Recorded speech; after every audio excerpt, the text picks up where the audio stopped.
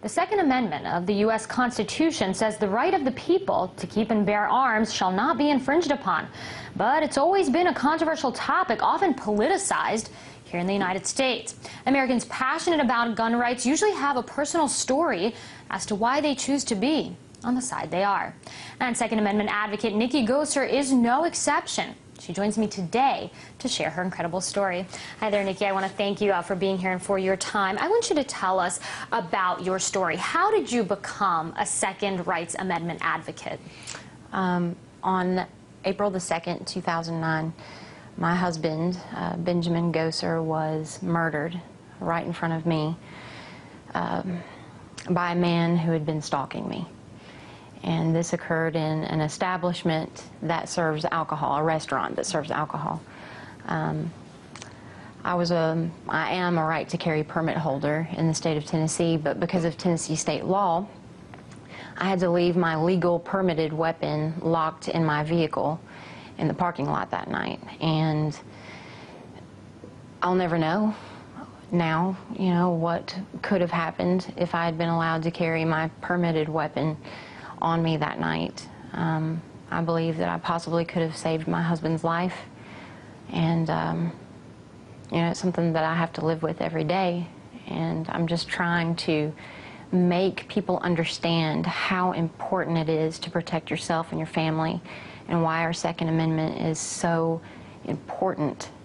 It's so important. Our founding fathers, created this for us. They knew that we as Americans needed some way to protect ourselves. And, bad guys, they don't care about the law.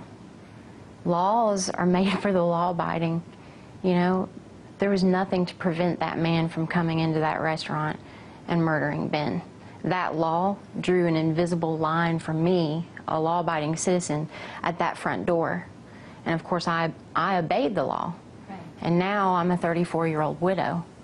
And I want people to understand that these restrictions on where you can carry, all it does is create a playground for criminals.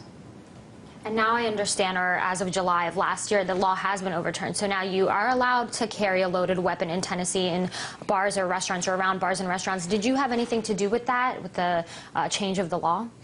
I worked very hard almost immediately after Ben was murdered. Just basically from my home computer, writing articles and blogs and getting involved in grassroots organizations. The restaurant carry bill was passed last year in July, and we actually had the law in place for a little over 4 months, but an activist judge overturned it, and she found that it was unconstitutionally vague. It had to do with the definition of what is a restaurant, what is a bar, where can you carry. She thought that right to carry permit holders would not be able to properly discern, okay, is this truly a restaurant? Do they serve one meal a day, 5 days a week? So it was overturned. And I would like to point out that the 4 months we did have the law in place, there was absolutely no incidents whatsoever where a right to carry permit holder came in and shot up the place. It was not the OK Corral. It wasn't the Wild Wild West. So we're working on that piece of legislation again this session. It's House Bill 3125, and we're hoping that it passes, and I am working on that. How would you respond to that counter-argument, though, of someone who says, look, my relative was killed because someone had a gun, and if no one was allowed to have guns, this wouldn't happen? Just, get rid of guns altogether. That's Sure. what the counter-protesters, so to speak, would say to you. I've heard that quite often, and I feel horrible for anyone who's lost a loved one the way that I lost my husband. I wouldn't wish it on anybody, but I feel like those people are somewhat misled in their thinking.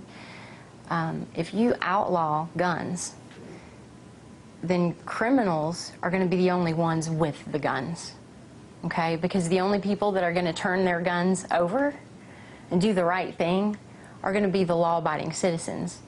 So again, you're creating a situation where the bad guys are going to have the upper hand on the law-abiding citizens.